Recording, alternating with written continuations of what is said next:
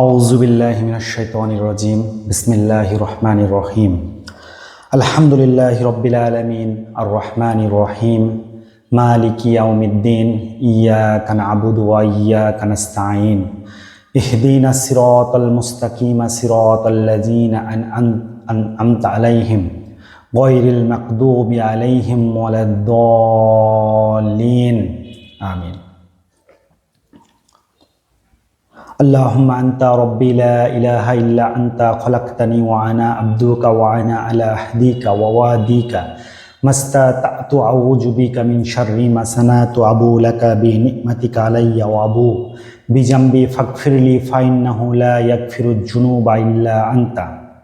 বিসমিল্লাহির রহমানির রহিম। কুল হুয়াল্লাহু আহাদ আল্লাহুস সামাদ লাম ইয়ালিদ ওয়া লাম ইউলাদ ওয়া লাম ইয়াকুল লাহু কুফুয়ান আহাদ। বিসমিল্লাহির রহমানির রহিম। কুল হুয়াল্লাহু আহাদ আল্লাহুস সামাদ লাম ইয়ালিদ ওয়া লাম ইউলাদ ওয়া লাম ইয়াকুল লাহু কুফুয়ান আহাদ। বিসমিল্লাহির রহমানির রহিম। কুল হুয়াল্লাহু আহাদ আল্লাহুস সামাদ লাম ইয়ালিদ ওয়ালাম ইউলাদ ওয়ালাম ইয়াকুল্লাহু কুফুয়ান আহাদ। সাদাকাল্লাহুল আযীম। বিসমিল্লাহির রহমানির রহিম। আলহাকুমুত তাকাসুর হাত্তা জুরতুমুল মাকাবির কাল্লা সাওফা তা'লামুন সুম্মা কাল্লা সাওফা তা'লামুন কাল্লা লাউ তা'লামুনা ইলমাল ইয়াকিন লাতারাউন্নাল জাহিম সুম্মা লাতারাউন্না হাইনাল ইয়াকিম সুম্মা লাতুসআলুন্না ইয়াওমা ইযিন আনিন নাঈম। সাদাকাল্লাহুল আযীম। 1 মিনিট 45 সেকেন্ড। আসসালামু আলাইকুম।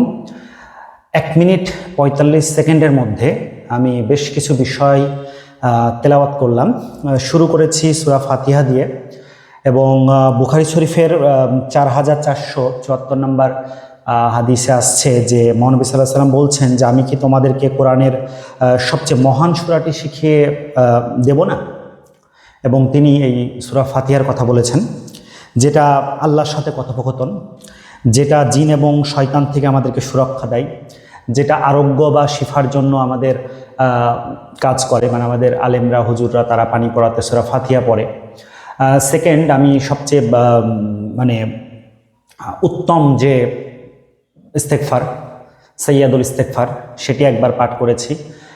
যে ব্যক্তি সারা দিনের মধ্যে একবার, বিশেষ করে ধরেন ফজরের পরে একবার পড়লো, ওই সারা দিনের মধ্যে মারা গেলে সে জান্নাতি।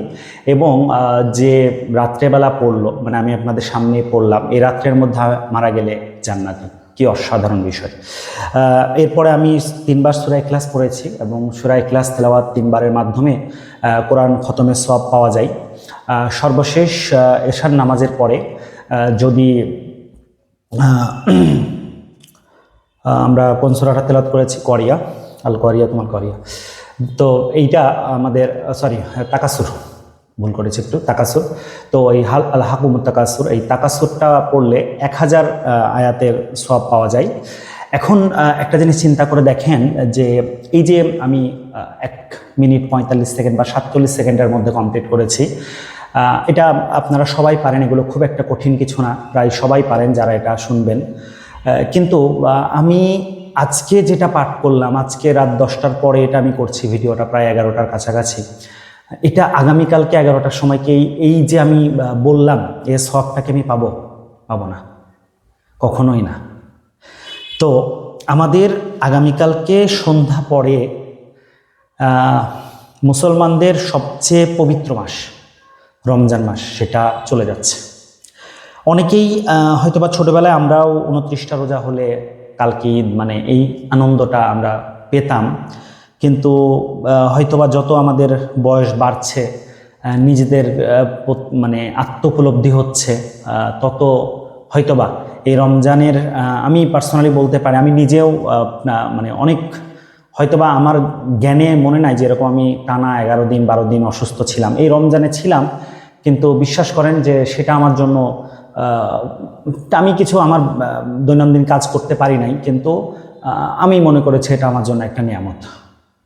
তো এই যে রমজানের যে ফজিলতটা, সেটা আমাদের আর 24টা ঘন্টাও নাই, এরপরে আমরা সেই ফজিলত থেকে দূরে সরে যাচ্ছি। আমাদের আত্মীয় স্বজন যারা কবরে শায়িত আছেন, এই মাসটাতে তাদের কবরের আযাব বন্ধ ছিল, আবার কালকে আমরা অনেকেই মাগরিবের পরে ঈদের আনন্দের জন্য লাফালাফি করব, কিন্তু তারা তাদের আযাবের জন্য প্রস্তুত থাকবে। তো তাদের জন্য আমরা এই রমজানে কি করলাম, কি দোয়া করলাম না করলাম সেটা আমাদের কাছে, কারণ কালকে পরশুদিন আমি আপনি আমরা মারা যাব। তো আমাদের শুভাকাঙ্ক্ষীরা সেই দোয়াটা করবে কিনা, আমি কারোর জন্য করলাম কিনা, তাহলে না আমার জন্য দোয়াটা করবে। তো আজকে এই ভিডিওটা আমি দীর্ঘদিন ভিডিও করি নাই, আজকে এই ভিডিওটার আসলে আলোচ্য বিষয় হচ্ছে উপলব্ধি, আত্ম উপলব্ধি।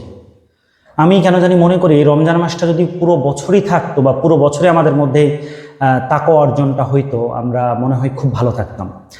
রমজানে যারা রোজা রেখেছেন হয়তো বা প্রথম দিকে একটু একটু মানে ভুলে খেয়ে ফেলি কিনা এরকম একটা টেনশন কাজ করছে, কিন্তু আসলেই কি আমরা রমজানে খুব বেশি অসুস্থ হয়ে পড়েছি বা কিছু?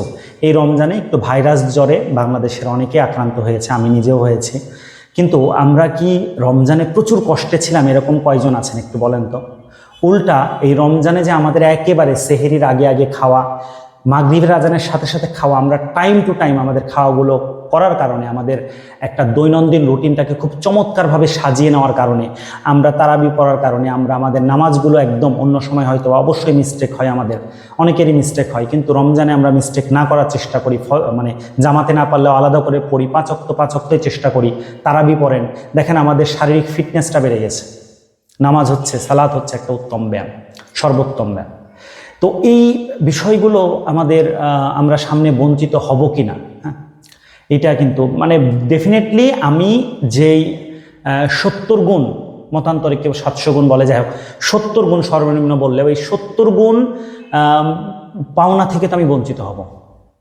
তা আমাদের জন্য আসলে কেন ঈদ? ঈদের আনন্দটা কি জানেন? ঈদের নামাজ পড়ে যখন আমরা বাসায় আসব তখন আমরা একদম শিশুর মতো হয়ে যাব, মানে আমাদের পাপ পুরোটা কমে যাবে। কিন্তু আমরা যারা রোজা রাখলাম একটা মাস 30টা দিন, আমরা মানে নিজেরা কিন্তু জানি যে আমরা কি করেছি না করেছি। এই রমজানে মানে আল্লাহ তাআলা শয়তানকে বেঁধে রাখেন। এখন আপনি চিন্তা করে দেখেন এই রমজানের মধ্যে বাংলাদেশে হ্যাঁ কি কি ঘটেছে। জাস্ট একটা বিষয় চিন্তা করলে কেমন লাগে যে চট্টগ্রামের সীতাকুণ্ডে একটা 7 বছরের বাচ্চা মেয়েকে ধর্ষণ করার পরে তার গলাটা কেটে দিয়েছে এবং সে ওই কাটা গলা নিয়ে রাস্তা পর্যন্ত হেঁটে আসছে। একটাবার মানে চোখটাকে বন্ধ করে চিন্তা করেন তো, এটা আপনার পরিবারের কেউ? তো এই রমজানে শয়তানকে বন্দী করার পরেও মানুষরূপী যে জানোয়ারগুলো আছে তারা কিন্তু অনেক অপকর্ম করেছে, এই রমজানের মধ্যেই করেছে। তো আমার 8 মিনিট প্রায় কথা বলা হয়ে গেল, আর 2 মিনিট, এই 2 মিনিট আমি আল্লাহর কাছে কিছু দোয়া করব, এবং আপনারাও যদি এই দোয়ার সাথে একত্রতা বোধ করেন, জাস্ট কিছু দরকার নাই, আমিন আল্লাহ কবুল করুক এরকম বলে দিলেই হচ্ছে। তো আল্লাহুম্মা আমিন। রব্বানা আতিনা ফিদ দুনিয়া হাসানাতাও ওয়া ফিল আখিরাতি হাসানাতাও ওয়া কিনা আযাবান্নার। এই রমজানের লাস্ট 10 দিন আল্লাহ তুমি আমাদেরকে একটি দোয়ার জন্য বারবার বলেছো, বা মহানবী সাল্লাল্লাহু আলাইহি ওয়াসাল্লাম আমাদেরকে বলে দিয়েছেন, আল্লাহুম্মা ইন্নাকা আফুন কারীম তুহিব্বুল আফওয়া ফা'ফু আন্নি। আল্লাহুম্মা ইন্নাকা আফুন কারীম তুহিব্বুল আফওয়া ফা'ফু আন্নি। আল্লাহুম্মা ইন্নাকা আফুন কারীম তুহিব্বুল আফওয়া ফা'ফু আন্নি। আল্লাহ, এই রমজান মাসে শেষ হয়ে যাচ্ছে, আমরা আগামী রমজান পাবো কিনা কেউ জানি না, তবে আল্লাহ তুমি আমাদেরকে ক্ষমা করে দাও। আল্লাহ, আল্লাহ তুমি বাংলাদেশকে ক্ষমা করে দাও। আল্লাহ, বাংলাদেশকে আল্লাহ তুমি সুন্দর বাংলাদেশ গড়ে তুলতে আমাদের মন মানসিকতাটা সেভাবে আল্লাহ তুমি রক্ষা করো। আল্লাহ, আল্লাহ আমাদেরকে হেদায়েত দান করো। আল্লাহ, আল্লাহ সারা বিশ্বে যুদ্ধ প্রবণ হয়ে পড়েছে। আল্লাহ, এই যুদ্ধের দামামা থেকে আল্লাহ তুমি সবাইকে রক্ষা করো। আল্লাহ, আল্লাহ যারা এই যুদ্ধগুলো তৈরি করতেছে আল্লাহ তাদেরকে তুমি ধ্বংস করে দাও। আল্লাহ, আল্লাহ বাংলাদেশের অনেক হত্যাযজ্ঞ থেকে শুরু করে এই রমজানে অনেক মানুষ মারা গেছে। আল্লাহ, আল্লাহ কে নেককার কে গুনাহগার একমাত্র আল্লাহ তুমিই জানো। আল্লাহ, তাদেরকে তুমি জান্নাতুল ফেরদাউস নসিব করো। আল্লাহ, আল্লাহ যারা তোমার নাম ভাঙিয়ে মানুষকে বিভ্রান্ত করার চেষ্টা করে আল্লাহ তাদেরকে তুমি উত্তম ফয়সালা দান করো। আল্লাহ, আল্লাহ বাংলাদেশের একজন সম্ভাবনাময় তরুণ আল্লাহ বিদায় নিয়েছে, শহীদ ওসমান হাদি। আল্লাহ তুমি তাকে জান্নাতুল ফেরদাউস দান করো। আল্লাহ, তাকে হত্যার সাথে আল্লাহ যারা জড়িত তাদেরকে আল্লাহ এই পৃথিবীতেই আমাদের সামনে তাদেরকে প্রকাশিত করে দাও আল্লাহ।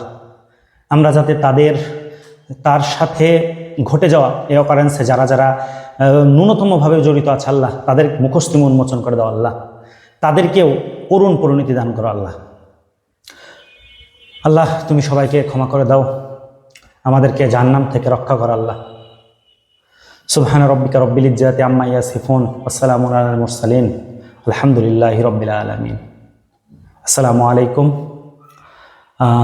দেখা হবে পরবর্তী কোনো সুন্দর এবং ভালো টপিক নিয়ে। সবাই দোয়া করবেন। সবাইকে অগ্রিম ঈদের শুভেচ্ছা, ঈদ মোবারক।